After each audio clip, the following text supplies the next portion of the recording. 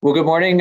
Jeff Ray here, President and CEO, Southland Regional Chamber. We're continuing our candidate conversations. This morning, I'm sitting down with Joel Dendiu, at-large candidate for the Mishawaka Community School Corporation School Board. Joel, thanks for spending a few minutes with me this morning. The pleasure is all mine, Jeff. Thank you so much. Great. So, Joel, one of our purposes in these is to give our members a chance to get to know the candidates a little bit better. Obviously, with COVID or not as many forums and such, so we thought the one-on-one interview might give us a nice format to get to know folks. So for folks who don't know Joel, how about giving us a little sort of background experience? Who is Joel Dendiu? Sure.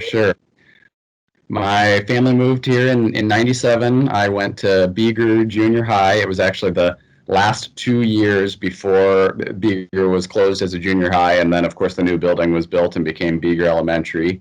Went to Mishawaka High School, met my future wife, Jamie Bishop, now Jamie Dendiu there.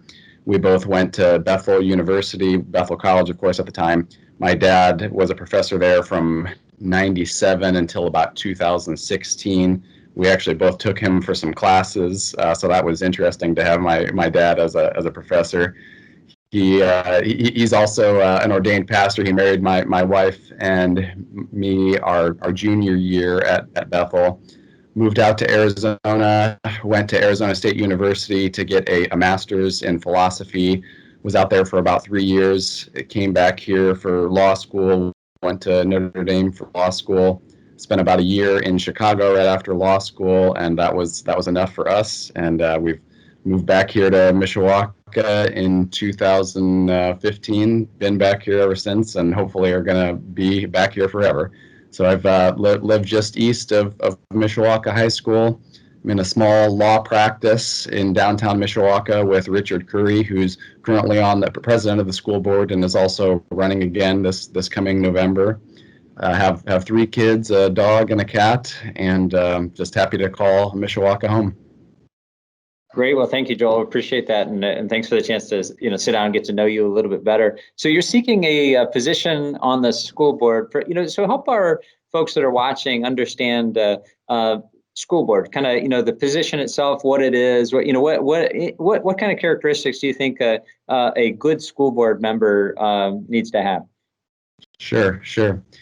One of the big things I think is just being able to sift through a lot of different information, particularly in the climate that we're in right now. It seems like school board members are going to have to be able to understand health information, are going to have to understand what sort of, I guess, scheduling situations, what sort of impact it's going to be for parents if students have to stay home, if students are going back to physical buildings. So the ability to take large amounts of information, analyze, and come to conclusions.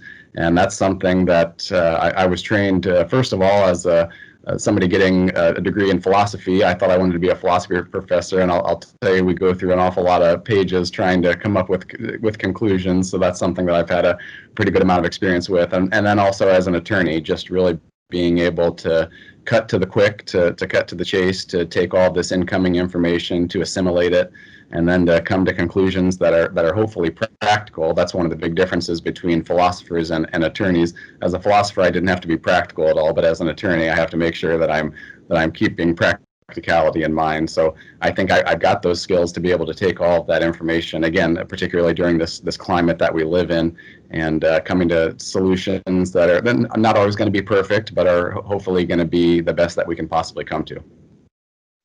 Great, thank you for that. I appreciate it. So let's think about the position a little bit more. So, obviously making the decision to roll up your sleeves and hop into this race and run for political office and seek the position on the board. So talk a little bit about what inspired you to take that important step.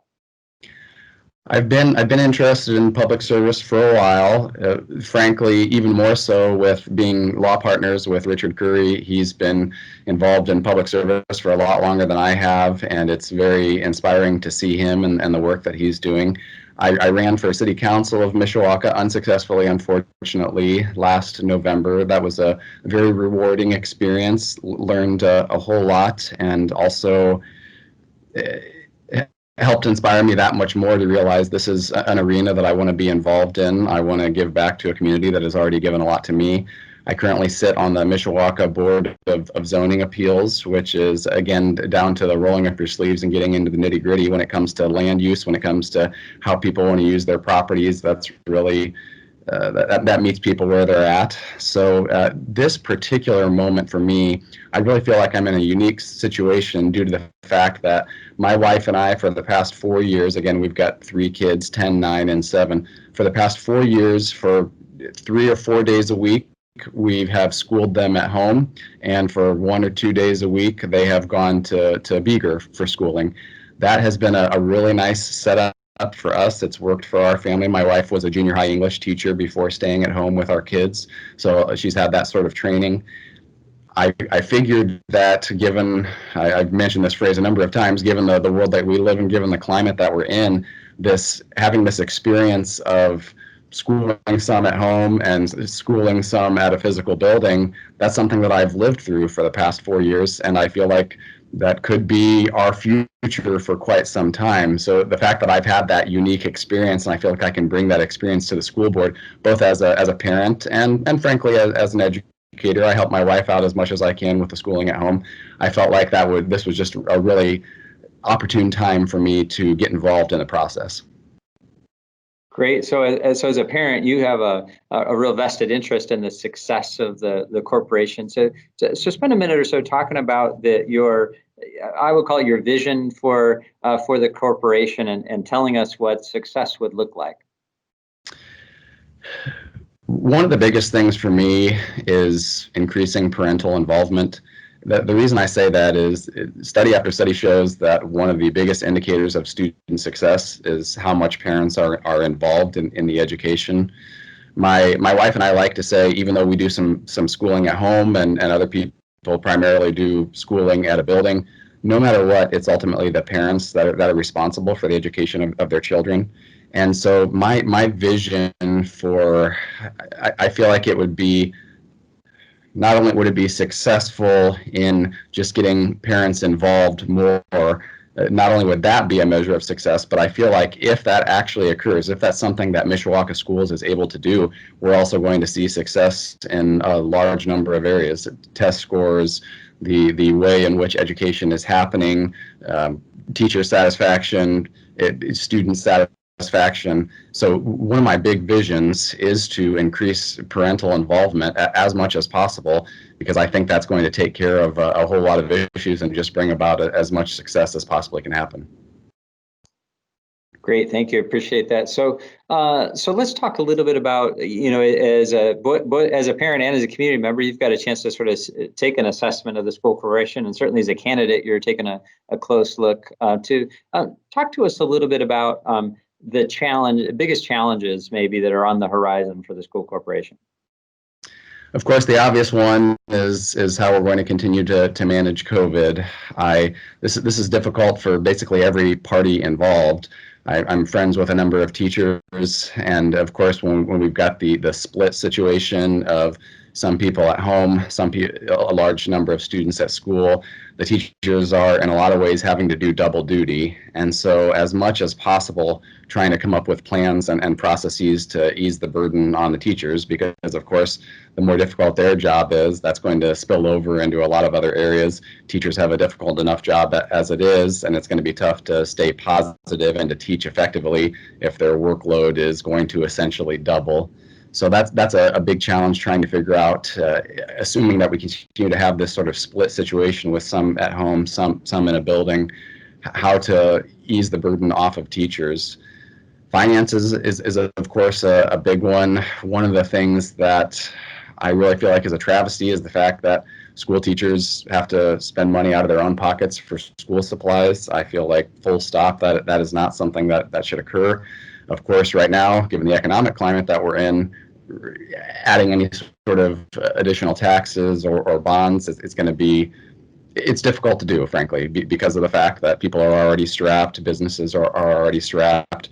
So maybe trying to find some creative ways in which to increase financing. So that's not something that teachers have to pay out of their own pockets for supplies. Those are the big ones that come to mind, the biggest challenges that the Mishawaka schools are going to be facing at this point in time. Great. No, I appreciate that insight. And so let's flip that a little bit and talk about the opportunities. Obviously, some opportunities on the horizon, for the corporation. What are those opportunities out there that the corporation should try to take advantage of?